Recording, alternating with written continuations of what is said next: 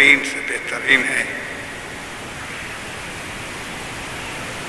ظاہر ہے کہ اللہ تبارک و تعالیٰ پر ایمان لانا اور پھر اللہ کے احکامات کو مانا یہ اللہ کو پسند ہے۔ جب اللہ تعالیٰ بندے سے محبوب، بندے سے پیار کرتا ہے تو ظاہر ہے وہ مخلوق میں محبوب بن جائے گا۔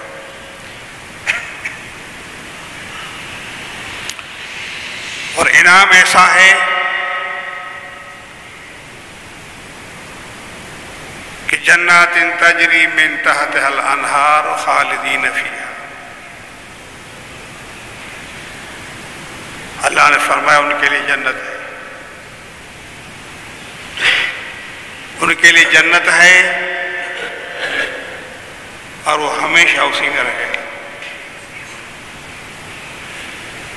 یہ اللہ تبارک و تعالیٰ ان نیکوکاروں کو جو نیکیاں کرتے ہیں، حج کرتے ہیں، زکاتیں دیتے ہیں، نمازیں پڑھتے ہیں اور اچھے کام کرتے ہیں، یہ ان کا انعام ہے، یہ ان کے لیے انعام ہے۔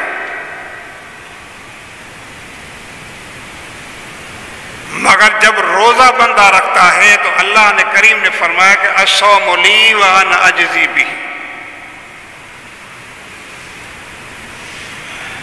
روزہ میرے لیے ہے اور میں ہی اس کے جزا دوں گا۔ عجیب سی نیکی ہے، اعلیٰ سی نیکی ہے، کیونکہ امتحان ہے۔ امتحان میں کون فیل ہوتا ہے، کون پاس ہوتا ہے، کون فرسٹ سیکنڈ اور تھرڈ آتا ہے، یہ انعام وہی دے گا جو اس راز کو جانتا ہے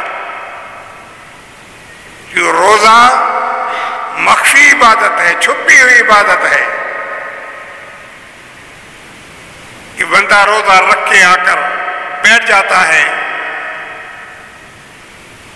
اب یہ راز اللہ ہی جانتا ہے کہ اس نے روزہ رکھا ہے یا روزہ نہیں رکھا ہے، اور آ کر مجمع میں اجتماع میں بیٹھ جاتا ہے، یہ راز صرف اللہ جانتا ہے۔ اس لیے اللہ نے فرمایا کہ جتنی نیکیاں ہیں سب کرو، ان کے لیے اجر ہے بڑا، مگر ان کے لیے جنت بھی ہے جو ہمیشہ رہے گا، مگر جو روزہ رکھے گا اس کو اجر میں خود دوں۔ کتنا دے گا یہ تو خالق کا معلوم ہے، اس کی مرضی ہے۔ ایک روایت، اسی روایت کو علماء نے اس طرح بڑھا ہے کہ الصوم لی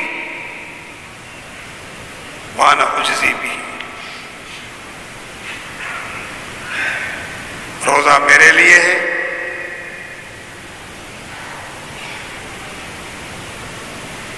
اور اس کی جزا ہے کہ وہ مجھے پا لیتا ہے۔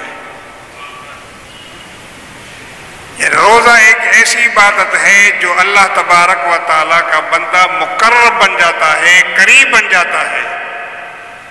جیسے زبان سے ذکر کرنے والا ذاکر کہلاتا ہے، سبھی سمجھتے ہیں کہ ذکر کر رہا ہے اللہ کا، مگر جو دل میں ذکر کرتا ہے وہ مقربین میں سے ہوتا ہے۔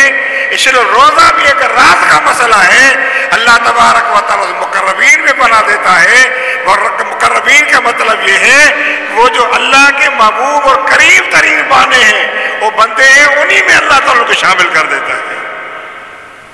ایک راز ہے، دل میں ذکر کرتا ہے، یہ راز ہے۔ جو اس طرح اس راز میں کامیاب ہو جاتا ہے وہ اللہ کو پا لیتا ہے، یعنی وہ اللہ کا مقرب بندہ بن جاتا ہے، جس سے بات واضح ہوئی کہ چھپا ہوا عمل جو ہے وہ اللہ کو بڑا پسند ہے۔